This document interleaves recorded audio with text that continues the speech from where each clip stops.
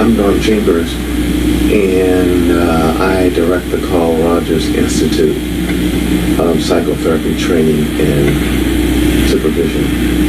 And one of the concerns I've always had is the applicability of PCA to the black client and the brown client, and kind of the transracial client. And we chose to have a conference in Southeast San Diego, and Southeast San Diego has the largest community of multicultural persons in San Diego. So we chose to have a conference there, and as part of the conference, we wanted to have Carl participate in the interview.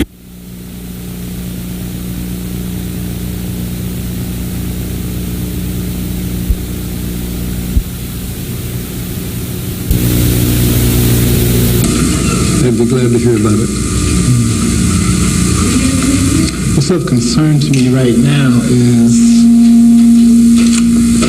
the direction I want to go in regarding school, my profession. And my profession is I'm a youth and family counselor, as well as a community organizer at an agency called Harmonium. Is there any chance of shutting off that noise? I'm having a little difficulty getting anyway. But I do understand it's a question of where to go in school, where to go in your career as a counselor. Right. Marriage and what kind of counselor did you say? Youth and family counselor. Youth and family counselor. Okay. And I've been doing that at this agency for approximately 4 years. And prior to that, I've been a peer counselor supervisor at another agency in San Diego called the Neighborhood Outreach Program. And I've worked there for 3 years. So you really feel, I've had a lot of experience, but still I'm not quite sure now where I want to go, is that? Right. I have a lot of experience, but I don't have the academic credentials that match with the experience. And that's been an issue as well as a concern for me and something I've been working on for quite a while. Am I getting it right that you really feel quite competent in your work, but you don't have the paper credentials, the academic credentials that would stand back with that? Exactly.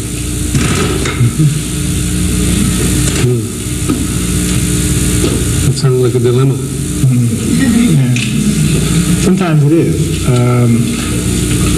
And those times when it is when I want to do things that I know that I'm qualified for and have skills for, that, and I feel some limitations. One of the things I do right now is with my agencies, I do what we call new agency counseling, which is above and beyond the scopes of services of our agency, above my 40 hours a week. And it's like doing private practice under the auspices of the agency, since I don't have a license or the degree. And the limitation that I feel sometimes with that is I don't feel comfortable taking certain kinds of clients, don't feel comfortable, and definitely can't accept insurance. And one of the reasons I'm doing a new agency is to make more money based on the skills I know I have. So it's frustrating to have so many limitations when you really feel a good deal of personal competence, but then find yourself limited in the things you can do. Right.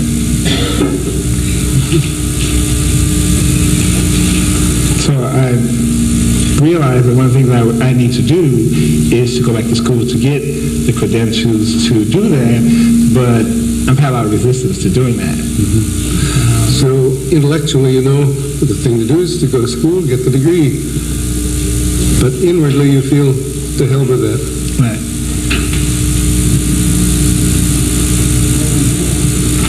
And times it makes me angry that I have to do that. Why should they be demanding that of you? Right. It does make you mad.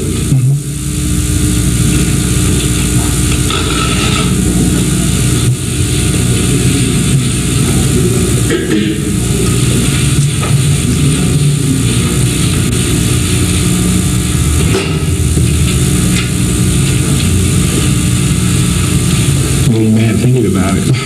Just thinking about it makes you really feel, damn it, it's frustrating, it's unfair, or something like that. Well, part of me feels like I need to do that, and it's quote-unquote paying the dues. I hear this quite often from even some staff people that I work with. Well, yeah, you're good at what you do, but you got to go back to school and pay the dues. And I can laugh at that, and I at times agree with that, but it still is frustrating to feel like I'd be backtracking, regressing to go back and do this, and it feels like a tremendous sacrifice. Yeah, it's going to cost a lot, and you feel as though you're really going backwards, like going back in elementary school or something to catch up on paper. I don't feel like it's going to be catching up. I feel like it's just going to be documenting, verifying what I feel like I already do well. Yeah, I see. So the most it could do for you, you feel, is simply to show that you can do what you already know you can do. And I've attempted to do that in a lot of ways, and in a sense have at times overcompensating for not having the educational background to back up the skills. And that's gotten me more into the things that I do out in the world, which I always feel are much more important than the academic requirements. Not quite clear on that, but partly because of your anger and frustration, you do more things out in the world demonstrating your competence. Is that what you're saying? Part of it, I think, is demonstrating my competence, and part of it is doing what I would do with the degree anyway. And part of it, when I mentioned overcompensation, what I really meant was that what I do with the anger is go out and do instead of feeling limited. Since I've been 21, I've been on several boards of directors of local organizations in Southeast, as well as working at a master's level position at this point, and got that job through a grueling interview session, 3 sessions of 6 people, and I felt good that I was able to accomplish that, but also kind of angry that I had to go through 3 separate interviews to verify the skills because I didn't have the degree. So I get the feeling that you're saying too that you don't really expect anything out of the academic aspect except just to prove that you are who you are, that you are somebody, that you've held good positions, that you are competent. But you don't expect to learn anything new. I do. I see that there are a lot of things I could learn. I know how I am when I am a student. Very inquisitive. In fact, my name is Dadish, and what it means is inquisitive and questioning. Searching and questioning? Right. So your very name is a learning name.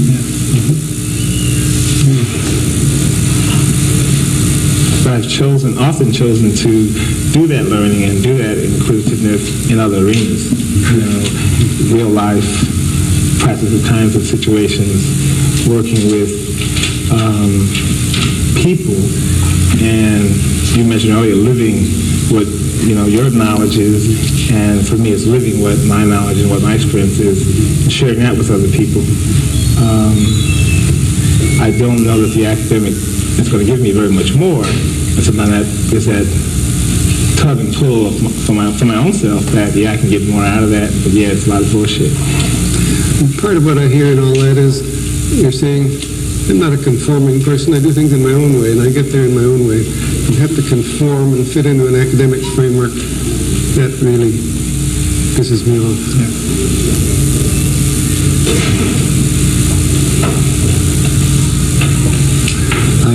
I'll learn, I want to learn, but I want to learn in my own way, not in some conforming way. Right.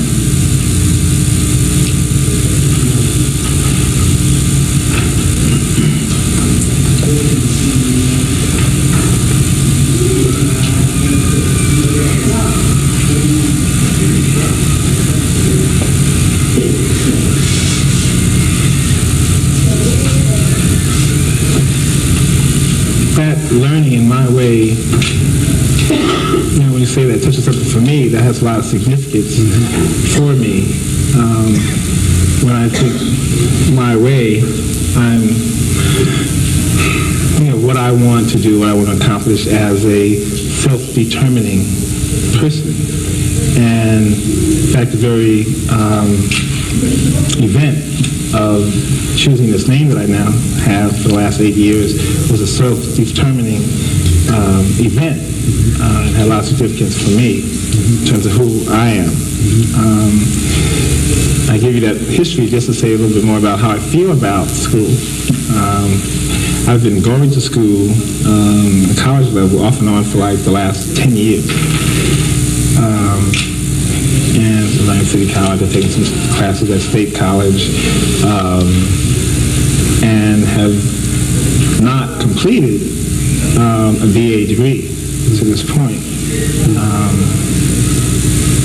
Sometimes I feel badly about that, especially when I measure myself with my peers and the people that I work with who have MSWs and PhDs. Intellectually off the cylinder level, sometimes their teacher, other times in terms of possessing the document that says you are what you are, it feels, a little less than. Avoid it. I realize now through, just personal work that I've done and thinking about this in retrospect, some of the reasons why I have avoided to this point going to school. I need to say that I am in school right now. I'm still working on this issue of going to school and have aspirations of going on state next semester. But it still is a hard struggle. You've gone to school, you've taken classes and are now, but nevertheless, underneath is the feeling, I avoid school when I can. Right. I don't like it. Right. I'm self-determined, and that doesn't fit in with my kind of person. Right.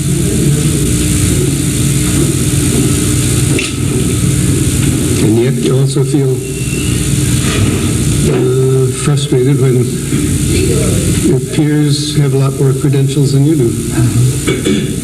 I'm even more frustrated when I see people who are inadequate and inept who have the credentials. I say, why can't I do that? But I know it's not a matter of not being able to. It's sometimes just a choice. Sometimes a clear choice, and sometimes it's just, I don't know what I want to do about that. I'll go for a while and I'll stop. You haven't made up, there's no real basic choice that I'm going to finish this. Instead, it's a kind of a, maybe I'll take a little of this and a little of that. Right. But the determination to finish it, that hasn't been there. It has, sometimes, and sometimes more powerfully than at other times. But it's a back and forth movement usually for me. Right now I feel very kind of mediocre about that. I've been going to school for the last semester. I'm getting kind of tired of it. I'm balancing the job and working has always been more of a priority to school anyway. Relationships, work, community activities I've been involved in that often have taken the place of the kind of gratification I probably would get or could get from school. I mentioned being on some boards of directors, helping to start a mediation center and a credit union, and those kinds of things that I feel like they also give me some value, but at times I realize they also keep me from completing the school. Because you're getting enough satisfactions outside that you can't help but feel, oh, school, the hell with that. Right.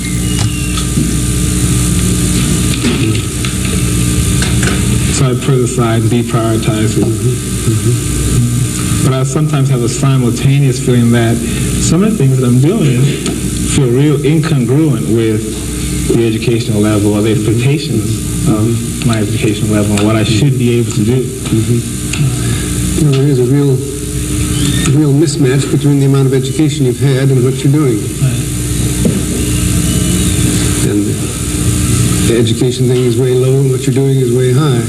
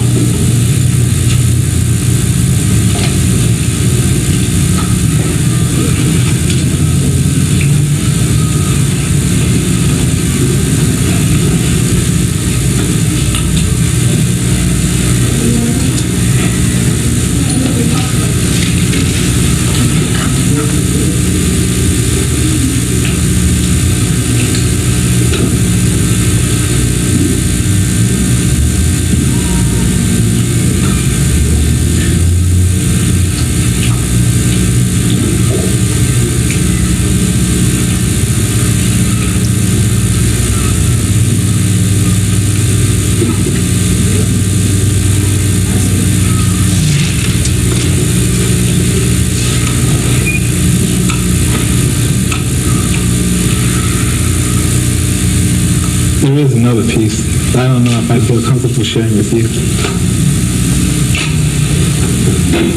I'd appreciate it if you would. But there is another piece that you haven't brought up.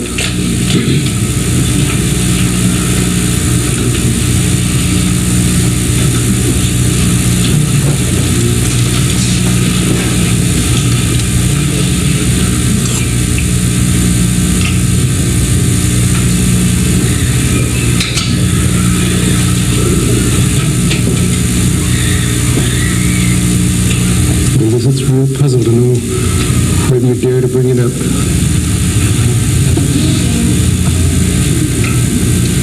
You're puzzled?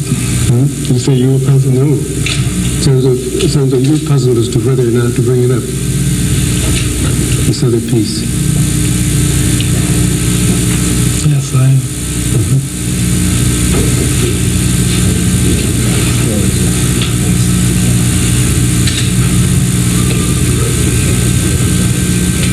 Part of it in some way has to do with not just who I am, but who you are. What part of me? The fact that I'm white, or that I'm well known, or what? The fact that you're white. The fact that I'm white. You feel a little fearful of bringing up something that really has a lot of meaning to you because I'm a different color.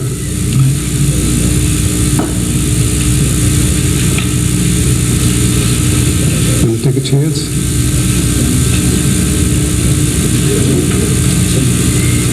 I don't know yet.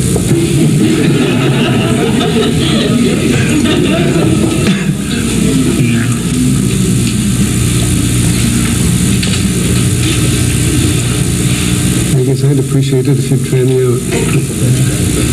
It's a little hard, a little difficult for me because this is still a live issue for me, something I'm dealing with now.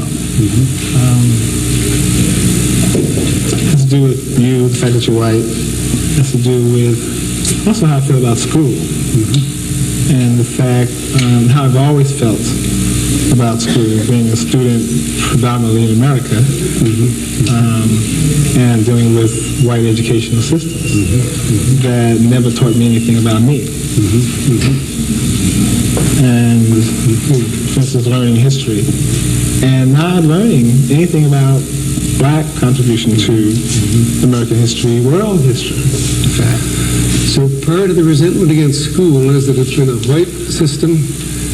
It hasn't taught you anything about yourself or about your background or your race, your history. And that makes you mad.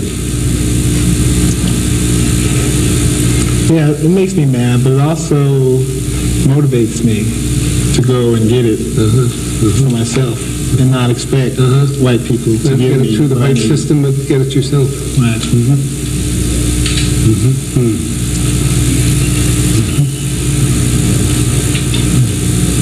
So some of my resistance with school has also been avoidance of acceptance, avoiding accepting all information that is transmitted in white institutions. Yeah, that helps to clarify it. So underneath some dislike for school is the fact that you're saying, I don't like to take information or education from a white system. I resent that.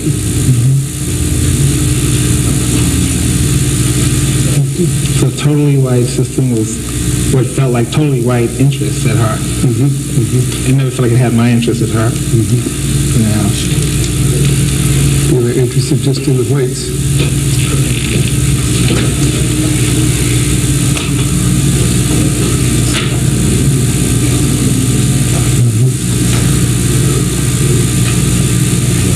So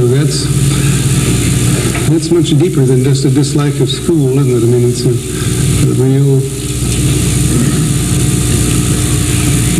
strong feeling against a system that doesn't have your interests at heart. Exactly.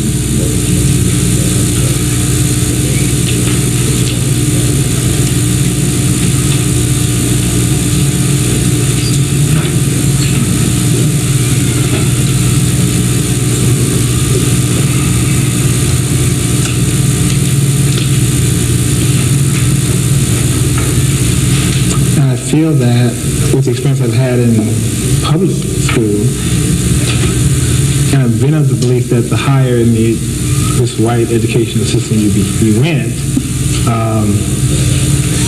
the more assimilated, that one became. So part of my avoidance is to being assimilated.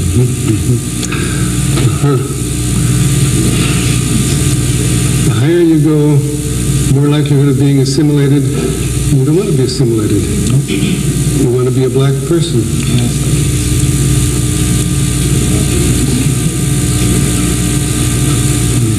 And learn and teach about what's in my interests, you know, and assist and help and heal my people. And see very few places where that's being taught, or where that interest is a priority. It narrows down a lot of places where you might get the kind of education you would want. Very few. But you want to be of service to your people and help them, heal them.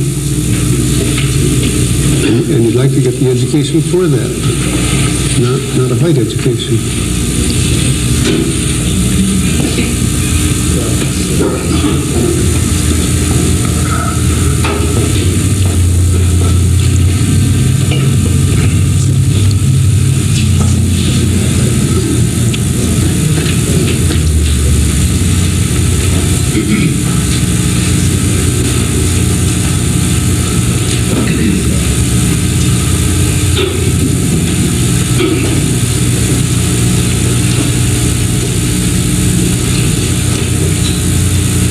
Some of those pieces have always been there. Some of those pieces of information have always been there. But I think it's probably taken me, I just turned 30 yesterday, probably just about to this time to feel set in myself and set enough in my identity that I could take that on with a probably greater strength and know that I won't necessarily lose me. I think I'm getting that.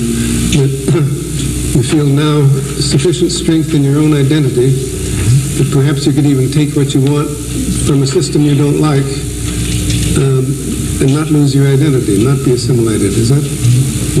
I realize I've been doing that all my life because white people all the time, you know, in white institutions and white information everywhere. Now a white counselor. Now a white counselor, you know. I've always chosen black counselors. For sure. And partly because I think black counselors will understand me better, but I've oftentimes found myself in strange situations of being very understanding of white people. In counseling relationships. Of white people or by white people? By and for. By and for. So that understanding between black and white isn't impossible. You've experienced that. Right. Oh, that never really was the primary issue of understanding between races, but a racist, what I felt to be a racist system, which included education. So with white individuals, you've been able to understand and be understood, but a racist white system, that's a different matter. And even with the relationships with white people, that's been an evolutionary, unfolding kind of thing for me also. Which has just been tied to my own personal development, you know. Maria mentioned being an angry Mexican. A lot of times I'm angry black and can't stand white people. Don't want to be around them. But it also, when I'm feeling like that about white people in general, there may be people who I have close relationships with who I'm excluding from that general hatred, you know. I hate all white people except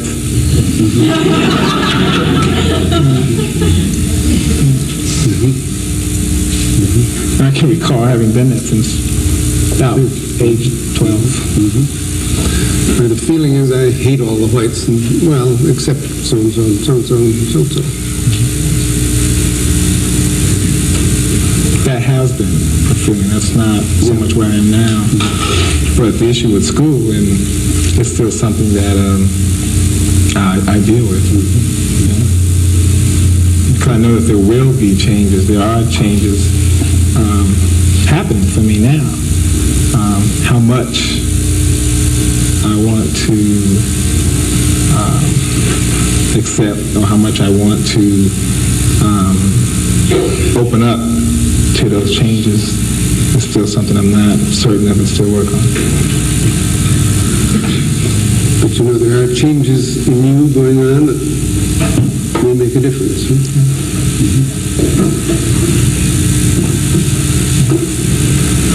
Now I have a real keen interest in becoming a therapist. I view myself as a therapist now, but I need to have the credentials.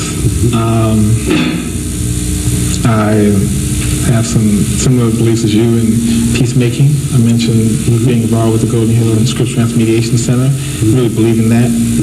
And I was at the lecture that was held on the University of Peace 2 months ago. So I'm really into that.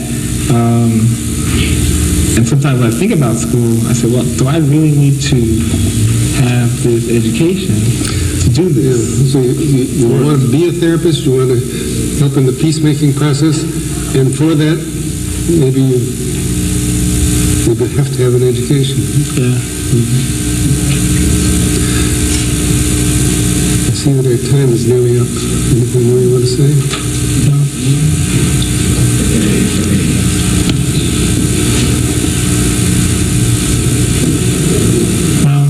I feel like I've learned a lot about myself going through these struggles about whether to go to school or not, and looking at how I feel about first the racist system that we live in, and also how I feel about my relationships with white people in general and white people specifically. What that means to me, not only as a people on the planet, as a person on the planet, but also as a therapist. You know, I've been involved in some organizations that have been real Pan-Africanist leanings, and where some of the teachings were to basically hate white people. And as someone who's aspiring to be a therapist, one of my conflicts has become, well, how do I choose not to work with white people? You know, not only third world people, but they really are my primary interest. But also come to the belief that white people need to be healed too. So you have faced the possibility of excluding white people, hating white people, and so forth, but you really have come to the conclusion, no, they need healing too, and you don't want to have a complete exclusion of white interests. Right. Not just that white people need healing, but they need some of my and others like my particular kinds of healing, maybe more so. Okay. You realize within yourself, I could make a contribution to the white person from myself. Okay. Should we call it quits? Yeah. Okay. What I'd like to do when you feel ready is if you would tell the group how our interview seemed to you, I'll tell them how it seemed to me, and then we could take questions to you or to me. Does that seem okay? When you've thought about it a little, you might tell them how did this half hour seem to you?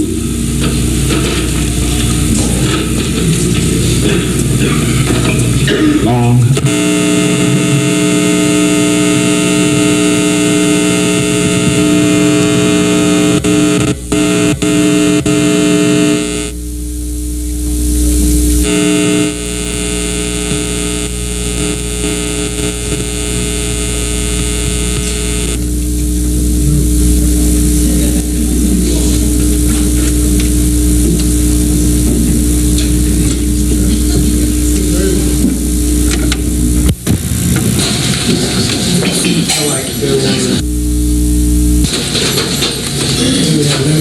time into a lot of personal history. But it seems like within the context of what we're talking about, I was thinking a lot of things that didn't need to be said, but that was going on without even discussing it. There were the key things we talked about that were pretty broad. And there was a lot of things that I didn't have to say. Like I said, I had some discomfort about how much I wanted to share other parts of me with you and in public. I work with some of these people. Took a lot of courage. Okay. Yeah. I think to me it seemed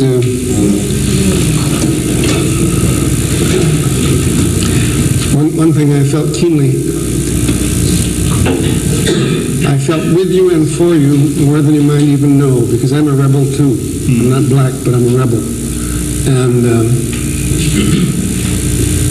so I could very well understand your resentment about having to catch up on the paper credentials when you feel you already have the competence.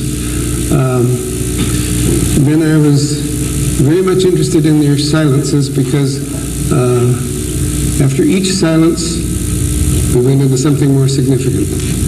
And after the longest silence was when you were debating whether to really talk about the issue of color. And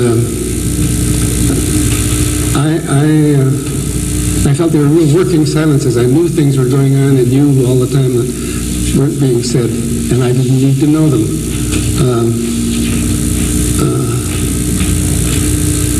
And I appreciated the fact that you didn't try to come to any false conclusions. You're still uncertain of just where you'll go, but you're thinking it through more clearly. I like that. And I appreciated the fact that you were willing to talk with me even though I was white. I really appreciated that. And I don't know whether you felt understood. I felt that I understood you pretty well. Anyway, I felt in a half an hour we did a half an hour's worth. I felt good about that. Should we let them ask us questions? Well, I just want to thank you for the opportunity to do this. Well, thank you for the courage of being here.